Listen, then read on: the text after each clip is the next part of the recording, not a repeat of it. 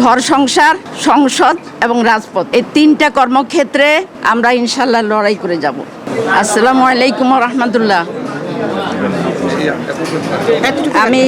আমি আল্লাহ তাআলার শুকরিয়া আদায় করছি, যিনি আমাদের তরুণ সমাজের নেতৃত্বে জুলাই বিপ্লব সাধন করেছেন এবং স্বৈরাচারকে উৎখাত করে আল্লাহ তাআলা স্বাধীন জীবনের সুযোগ করে দিয়েছিলেন আমাদেরকে, এবং 1.5 বছর আমরা সেই সুযোগটা ভোগ করেছি।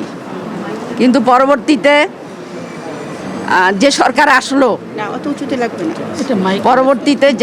আসলো, আমরা তাদেরকে স্বাগত জানিয়েছি, কিন্তু তাদের কর্মকাণ্ড খুব বেশি আমাদেরকে খুশি করতে পারছে না, বরং আশঙ্কার দিকেই যাচ্ছে।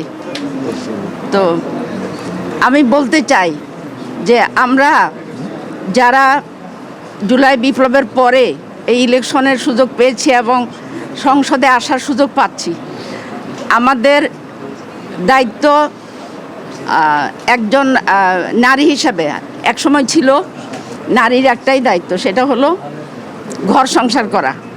এখন আমাদের দায়িত্ব হলো 3টা: ঘর সংসার, সংসদ এবং রাজপথ। এই 3টা কর্মক্ষেত্রে আমরা ইনশাল্লাহ লড়াই করে যাব। আমরা সংসারে আমরা একটা সুখের সংসার করব। আমরা আমাদের শিশুদেরকে গড়ে তুলব জাতির ভালো নাগরিক হিসাবে এবং একজন ভালো মানুষ হিসাবে, আল্লাহর বান্দা এবং বান্দি হিসাবে। আর দ্বিতীয়ত, আমরা সংসদে সোচ্চার থাকব। সংসদ হলো জাতির নির্বাচিত প্রতিনিধিদের নিয়ে, সুতরাং জাতির আশা-আকাঙ্ক্ষা, বিশেষ করে নারীদের আশা-আকাঙ্ক্ষা যাতে প্রতিফলিত হয় এই সংসদের মাধ্যমে, সেই সংগ্রাম আমরা চালিয়ে যাব ইনশাল্লাহ। আর তৃতীয়ত, রাজপথ। কখন আমরা রাজপথে নামব?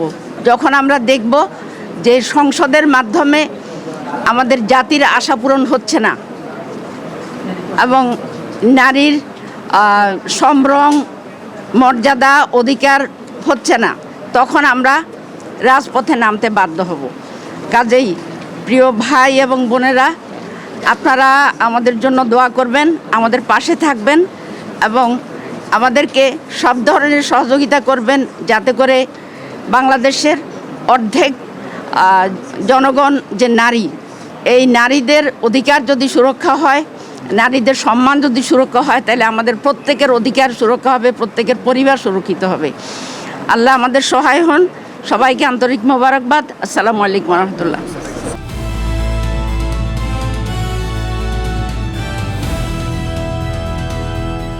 দিনাজপুর টিভি, মানুষের জীবনের কথা বলে।